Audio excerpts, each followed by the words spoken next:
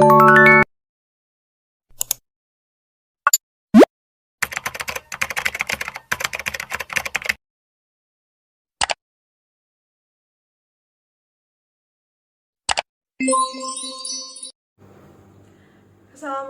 warahmatullahi wabarakatuh. Nama saya Indah Dwi Rizky, dan saya dari kelas 6B, dan saya akan mempresentasikan tentang kewajiban seorang guru menjadi pembimbing dan pembina. Pada slide pertama menjelaskan tentang pengertian guru. Berdasarkan Undang-Undang RI Nomor 14 Tahun 2005 tentang Guru dan Dosen, Pasal 1, guru adalah pendidik profesional dengan tugas utama yaitu mendidik, mengajar, membimbing, mengarahkan, melatih, menilai, dan mengevaluasi peserta didik pada pendidikan anak usia dini, jalur formal, dasar, dan pendidikan menengah. Ada juga beberapa ahli yang mendefinisikan apa itu guru. Yang pertama, guru itu adalah pendidik, yaitu orang yang bertanggung jawab memberi bimbingan atau bantuan kepada anak didik dalam perkembangan jasmani dan rohaninya. Tujuannya itu agar mereka dapat mencapai kedewasaannya, mampu berdiri sendiri, dan dapat melaksanakan tugasnya sebagai makhluk Allah di muka bumi, yaitu sebagai makhluk sosial dan individu yang sanggup berdiri sendiri. Definisi tersebut dikemukakan oleh Susanto tahun 2020. Yang kedua, guru merupakan profesi pendidik yang tergolong dalam tenaga profesional. Maka dari itu, profesi guru itu sangat penting dalam konteks kehidupan bangsa, terutama pada peningkatan mutu pendidikan yang ada di Indonesia. Kenapa?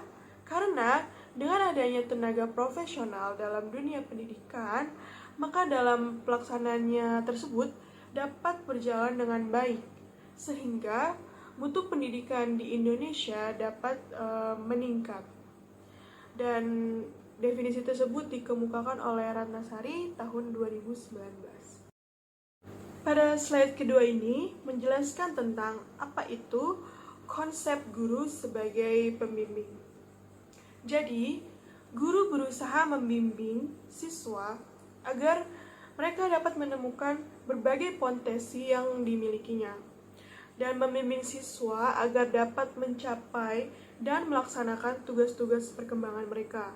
Sehingga dengan ketercapaian inilah ia dapat tumbuh dan berkembang sebagai individu yang mandiri dan juga produktif. Pengertian tersebut dikemukakan oleh Disdikpora tahun 2016. Kemudian Samsudin menyebutkan bahwa guru sebagai pembimbing itu dituntut untuk mampu mengidentifikasikan siswa yang diduga mengalami kesulitan dalam belajar dan melakukan diagnosa, prognosa, dan masih dalam batas kewenangannya, harus membantu pemecahannya atau remedial teaching. Jadi artian dalam guru membimbing dan konsep membimbing seorang guru itu seperti kita harus cekatan dan kita harus peka terhadap apa yang siswa kita rasakan, sehingga setelah kita mengetahui apa yang mereka rasakan, kita bisa membimbing mereka, dan kita selain membimbing kita juga bisa membina mereka jika mereka melakukan hal yang sekiranya itu tidak searah dan sejalan dengan proses pembelajaran. Di slide ketiga ini menjelaskan tentang macam-macam bimbingan yang dilakukan oleh seorang guru. Yang pertama, bimbingan belajar, yaitu mengenai prosedur sekolah dan masalahnya, seperti bagaimana jika seorang siswa tidak masuk sekolah, atau bagaimana untuk memakai fasilitas sekolah seperti ruang perpustakaan dan lain-lain.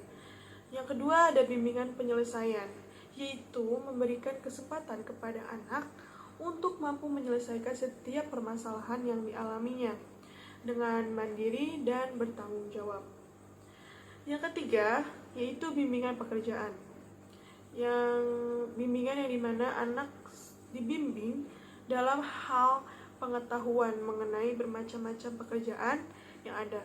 dan mampu membuat pilihan yang ada dalam hubungannya dengan masa depan. Yang keempat ada bimbingan karir, yaitu di mana seorang guru mampu mengarahkan anak dan membimbingnya sesuai dengan kemampuan yang dimilikinya, sehingga karir anak bisa ditingkatkan. Hal ini bisa dilakukan secara individu maupun berkelompok.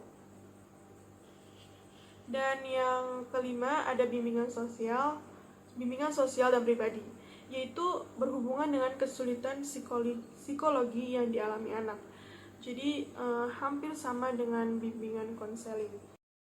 Slide selanjutnya yaitu dalam slide ini menjelaskan apa itu peran seorang guru yang membimbing siswanya, dan juga inti dari membimbing itu apa sih.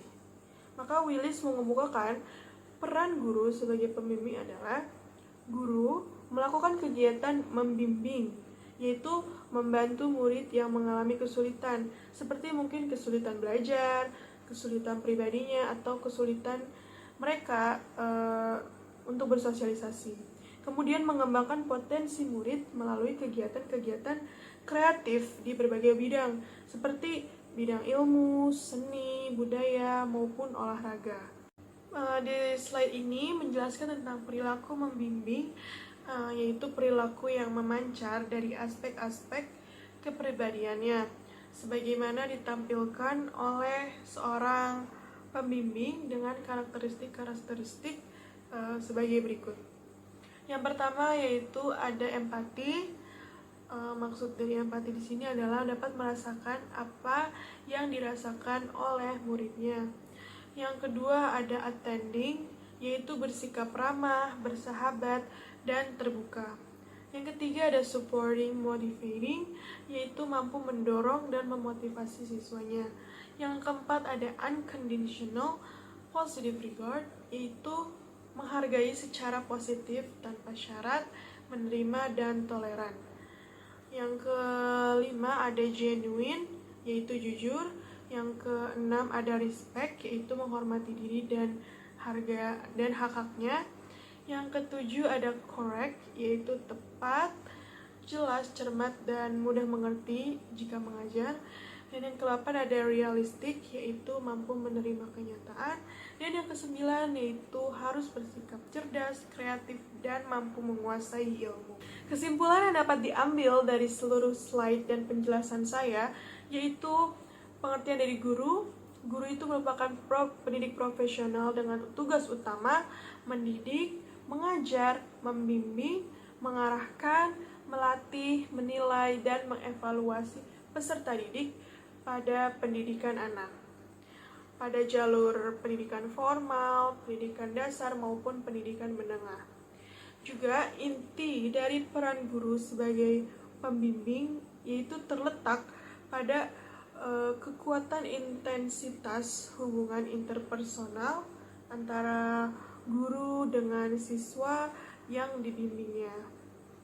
Guru juga harus melakukan kegiatan membimbing seperti membantu murid yang mengalami kesulitan dan mampu mengidentifikasi siswanya.